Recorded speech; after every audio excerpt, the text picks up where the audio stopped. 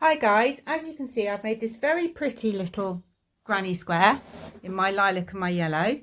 I've got to the end, I've done my 2 chains at the end, and now I need to finish it. So I thought I'd show you how to finish off a granny square. It's very easy.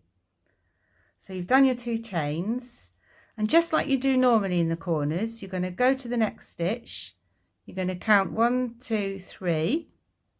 And under the top of the 3rd stitch you're going to push your crochet hook through, take your yarn around your hook, pull it through your last chain stitch, so you have that.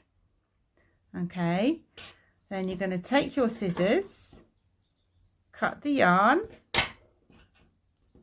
take your hook around the yarn, pull it through your stitch and pull it tight, and that finishes it off.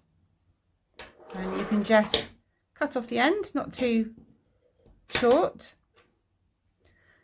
and then you can sew it in later. I'm quite pleased with that one. I do like those colours. Okay, thanks then. Bye.